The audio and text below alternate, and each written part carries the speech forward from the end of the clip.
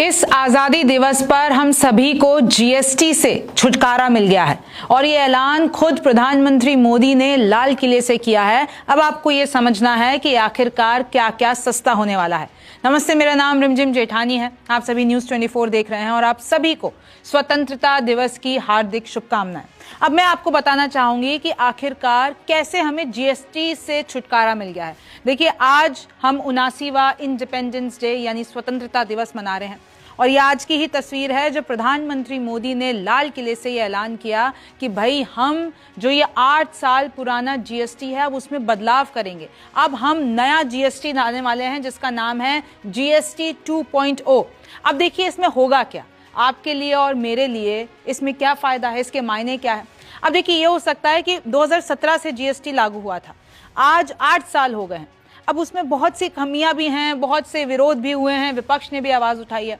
अब इसका मतलब ये हो सकता है कि भाई जो जीएसटी 2.0 होगा और जो कि हमें इस दिवाली मिलने वाला है, उसमें बीमा सेक्टर में जो अभी 18% टैक्स लगाया जा रहा है वो घट के 5% संभव है।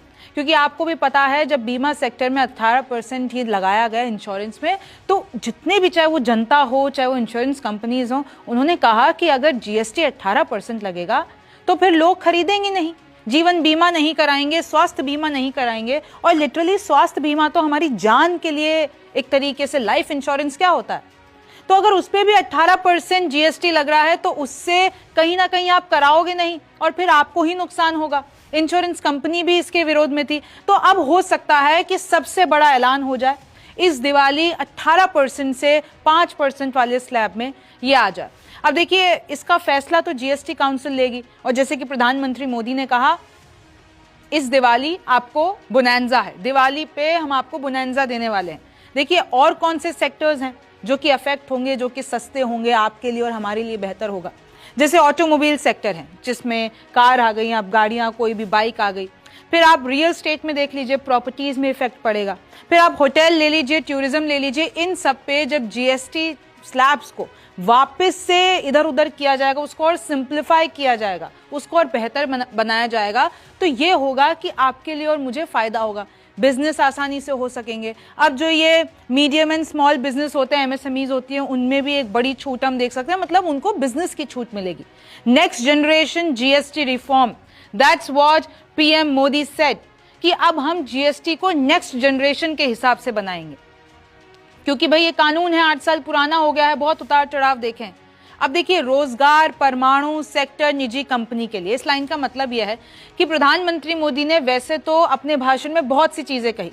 103 मिनट का भाषण था। आप सोचिए, पिछली बार वाले रिकॉर्ड को भी तोड़ दिया। 103 मिनट लगातार प्रधानमंत्री बोले, उसमें बहुत सी बातें निकल कर आई। उसमें उन्होंने रोजगार के लिए कहा कि आगे 3 करोड़ से ज्यादा लोगों को इससे फायदा होगा, हम लोग रोजगार देंगे।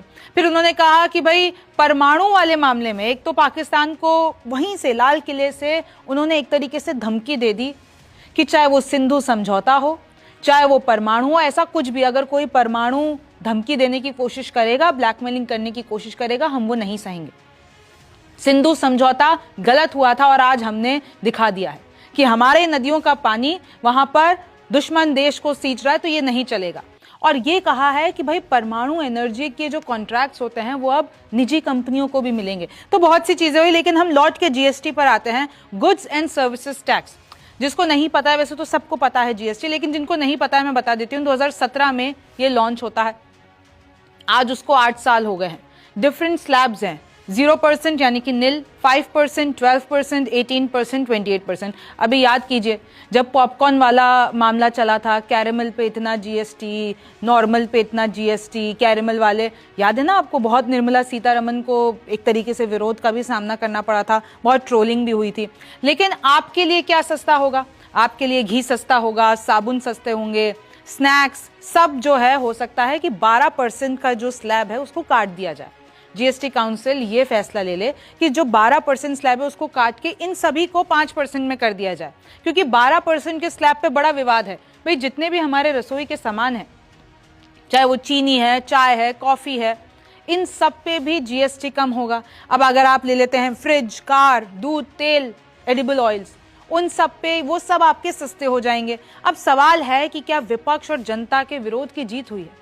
क्या अब ये जो जीएसटी 2.0 आएगा, क्योंकि आपको पता है कि जब से 2017 से आया है तब से विपक्ष इसके खिलाफ आवाज उठा रहा है और बहुत सी चीजें बोली हैं कि इससे तो इकोनॉमिक ग्रोथ रोक दी है मोदी सरकार ने। और देखिए आज की तस्वीर है और अब मैं आपको बता देती हूं कि कैसे जीएसटी सिस्टम में, चाहे आप देखिए ये 5 स्लैब्स होते हैं, मैंने आपको बता दिए, लेकिन अब ये हो सकता है कि भाई और मैं आपको बताऊं कि जितने भी गुड्स एंड सर्विसेज हैं, हमारे पूरा सेक्टर ले लीजिए, 21% चीजें तो 5% में आती हैं, 19% चीजें 12% वाले में आती हैं और 44% चीजें 18% वाले स्लैब में आती हैं और 3% जो होती हैं जिनकी बहुत हाईएस्ट रेट होती है वो 28% में आती है।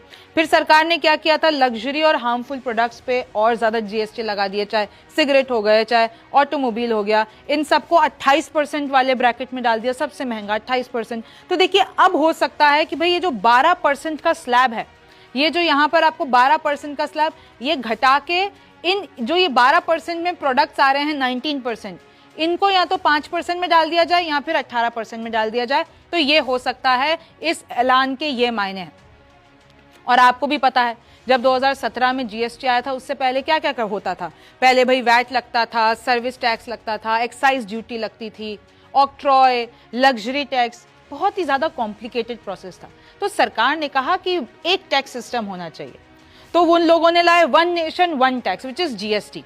लेकिन इसका बहुत विरोध इसलिए हुआ क्योंकि विपक्ष ने कहा कि एक तो ये बिना डिस्कशन के लिए आए, इन्होंने हम लोगों से राय मशवरा नहीं किया, एक तरीके से पीआर स्टंट किया और इससे बहुत लोगों का नुकसान भी हुआ। मैं आपको आगे बताऊं, लेकिन आपने कभी वो बिल में देखा है, कभी भी आपको किसी भी चीज का बिल मिलता है तो उसमें सीजीएसटी लिखा हुआ होता है।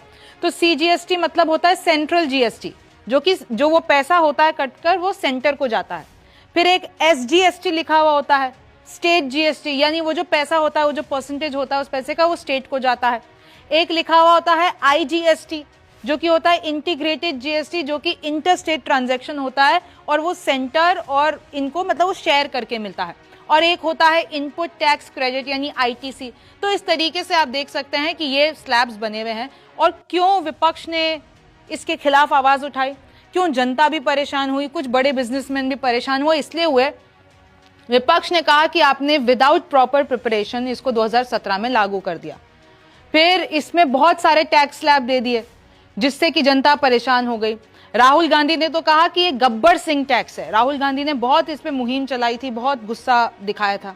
स्मॉल बिजनेस जो थे वो कहीं ना कहीं शटडाउन होने पड़ गए इस नए जीएसटी के कारण। डबल शॉक इफेक्ट आ गया कि आपने पहले डिमोनेटाइजेशन किया, पहले नोटबंदी की और उसके बाद आप जीएसटी ले आए, तो ये लोग इसको सहन ही नहीं कर पाए और लोगों के बड़े बड़े बिजनेस ठप्प हो गए। सेंटर और स्टेट पावर बैलेंस, भाई स्टेट्स कहते हैं कि सेंटर का जीएसटी काउंसिल पे बहुत ज्यादा प्रभुत्व है, तो सेंटर ने पूरी टैक्स सिस्टम की पावर अपने हाथों में ले ली है। Delayed compensation, states complain the centre didn't pay GST revenue loss compensation on time, यानी जो जीएसटी रेवेन्यू लॉस होता है उसका कंपनसेशन टाइम पे नहीं मिला। रेवेन्यू शॉर्टफॉल, जीएसटी कलेक्शन में टारगेट मिस हुए, डाउट बढ़ गए। डिजाइन और एफिशिएंसी के मामले में विपक्ष ने बहुत सवाल उठाए। इकोनॉमिक स्लोडाउन लिंक, विपक्ष ने आरोप लगाया कि भाई इससे जो हमारी इकोनॉमी है वो बढ़ी नहीं बल्कि स्लो डाउन हो गई। पॉलिटिकल शोमैनशिप की, इन सब का ये सिर्फ पीआर स्टंट है। और अब देखिए फाइनली सरकार जीएसटी को बदलने वाली है, जीएसटी 2.0 लेकर आने वाली है और बहुत सेक्टर्स की उम्मीदें जुड़ी हुई हैं। और देखिए बहुत सी चीजें आज प्रधानमंत्री मोदी ने 103 मिनट के अपने भाषण में कही, चाहे वो ये हुआ कि खून और पानी एक साथ नहीं बह सकते, और बहुत सी ऐसी चीजें, चाहे वो सेमीकंडक्टर के मामले में हो, न्यूक्लियर के मामले में हो। और ये देखिए आज की खास तस्वीर। तो इस तरीके से देखिए भारत अपना इंडिपेंडेंस डे मना रहा है। आप सभी को भी इंडिपेंडेंस डे की बहुत बहुत शुभकामनाएं।